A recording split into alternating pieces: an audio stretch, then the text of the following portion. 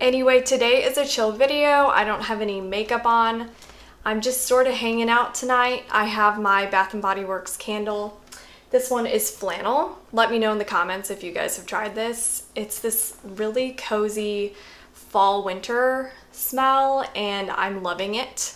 I need to go back to Bath & Body Works and get some more candles with the 3 wicks because I'm going through these little ones really fast. But anyway, today I'm going to be talking about the guest list. I actually finished this in October and I listened to the audiobook, and let me tell you, this book was amazing. I loved it so much. I can't remember the last time I read or listened to any kind of whodunit kind of mystery, kind of like Agatha Christie, but I listened to the audiobook and I loved hearing this book on audiobook. They had a full cast of characters because the story is told from multiple different perspectives and it alternates between the characters. So it was really nice hearing different actors and actresses portray these different parts. So if you want to read this book, I would highly recommend either reading it and listening to the audiobook at the same time or just listening to the audiobook, which is what I did. And I started this book on a car trip. The audiobook is really short, actually. It's only, I believe, 8 hours. Since I was listening to this book a lot of the time while I was driving, I flew through this book. It only took me a day or two to get through it. So anyway, I want to do a non-spoiler section and then I'll get into spoilers. I will make sure to warn you when I'm going to change into spoilers so you all can click away if you haven't read or listened to this book. But anyway, let's just get into the video. This book is about an exclusive wedding that takes place on an island off the coast of Ireland. The book follows the perspectives of the wedding planner, the bride, the groom, the best man, the plus one, and the bridesmaid. Everything looks perfect on the surface, but once the celebration begins after the wedding, a body goes missing and somebody has been murdered. This book is really a whodunit situation, and it's very character driven, not so much plot driven, but I loved how it rotated between the perspectives of before the wedding and then the present where they're looking for the body and then discover a dead body, and also are trying to figure out who did it. While you read this book, you slowly uncover the dark secrets each one of the characters carry, and I became so invested in finding out about these people's lives.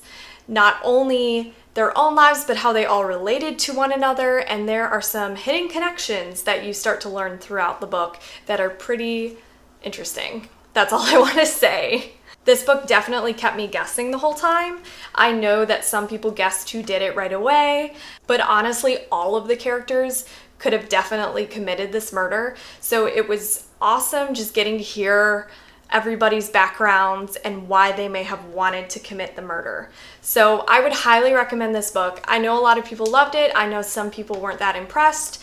I personally adored it, and it makes me want to read way more whodunit kind of books. I definitely need to check out Agatha Christie. I know she's kind of the queen of this, but I also want to check out The Hunting Party, I think it's called, by Lucy Foley, the same author of this book. I know it was her debut, and I've heard great things about that one too. So I think I'm going to listen to that one since I had such a great experience listening to the guest list. But anyway, right now is when you should click away if you do not want any spoilers, because I will be sharing my thoughts on this book. So once again, click away, or if you've read it, hang around and talk to me about the spoilers. All right, so right at the beginning, it opens with the wedding planner. And I remember listening and thinking, oh my gosh, wouldn't it be crazy if she was the one who committed the murder? But then I kind of forgot that I had thought that as the novel progressed, because it didn't really focus very much on her, and everybody else just had such valid reasons for committing the murder against Will.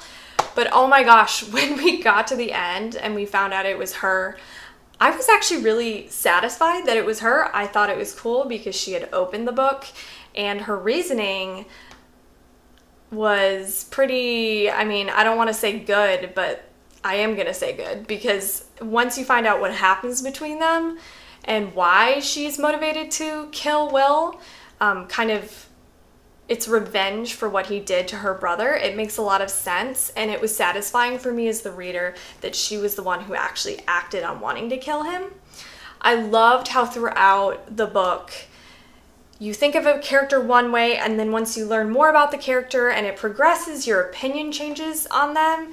This totally happened with the bride. At first I was like, oh, she's such a brat, I don't like her, she's kind of a bridezilla, she's kind of snooty. But then as it progressed, you learn about her character and you start really feeling for her. And oh my gosh, Olivia, I was the most connected to Olivia. From the beginning, I just wanted to know what in the world happened. I felt so upset for her that she was going through such a terrible experience, but I didn't know what she was going through. And then suddenly when it's revealed that Will was the person who she was with, oh my gosh, like my mouth flew open. I was not expecting that, and everything just clicked into place. All of the despair she was feeling and how just off she was acting just totally made a lot of sense. And I was so upset for her character, and I couldn't believe just how she had gone through all that pain, but she was able to hide it. And I really did love at the end when the bride figures out that Olivia and Will had been seeing each other.